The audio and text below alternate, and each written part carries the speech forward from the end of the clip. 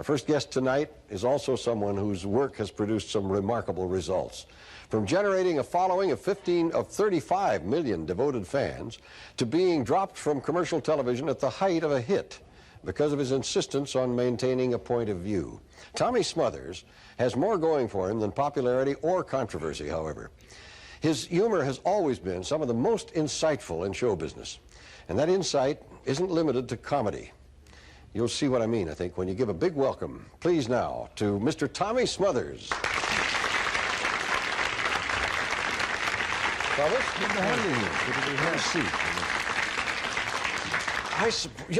We were just reminiscing about when we went back, I hate to say how many years ago now, but it was quite a while ago, to the old Tonight Show when you and Dick started. 17, 18 years ago. Yeah, that far back.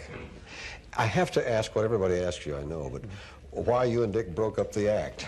Well, you know, Hugh, we'd been doing the Smothers Brothers since 1958, 59.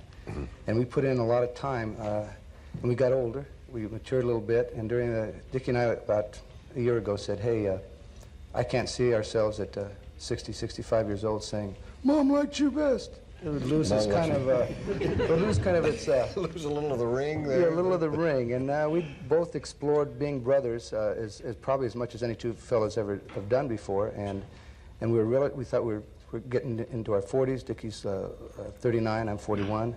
And we said, hey, let's see what else we have in our hopper as individuals and explore that. So you parted amicably, and as a matter of fact, you didn't part really, because you're going to be with him on Broadway. And, surprised. I Love My Wife.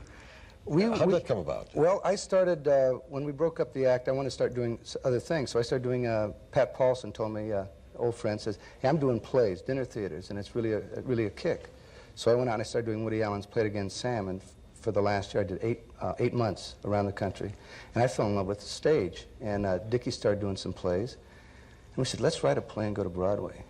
That was our thinking. Instead of using it as a stopgap and just saying we're taking it lightly, we took it seriously. And all of a sudden, out of the blue, came this offer to do the very successful show that's running there, and we're going to run it from September for 6 months into March. And that should be marvelous to see. Scared to death. Well, I was going to say, what is it like? The fact that you had a lot of experience in television, and transferring to stage isn't just an automatic thing, is it? You kind of have to start in some ways from scratch. Well, the hardest part is to learn to walk and talk at the same time.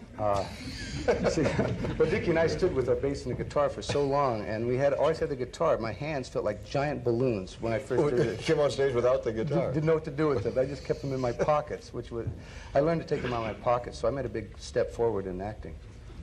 It's very different on stage. Also, in movies with short takes, television, sometimes you don't have that pressure to have the thing all down pat and the whole thing. Can't take any chances after you've committed yourself to a character.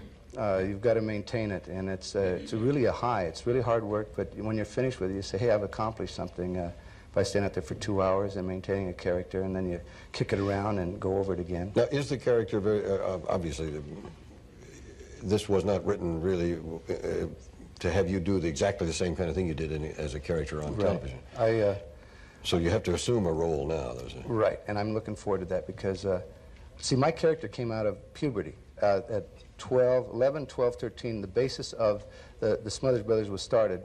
We didn't know it was going to end up where it did, but it was always changing schools and meeting new people in the 4th grade and the 6th grade and the 8th grade and all those times, having to adjust to new school, new kids.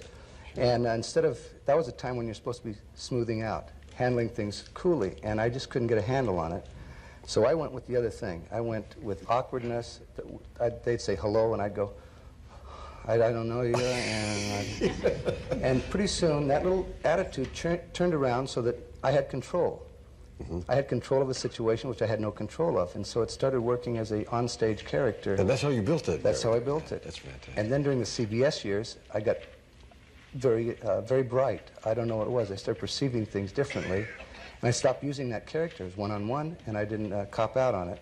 So I found it harder and harder to go back and recreate a character that wasn't close to my own offstage character. Right.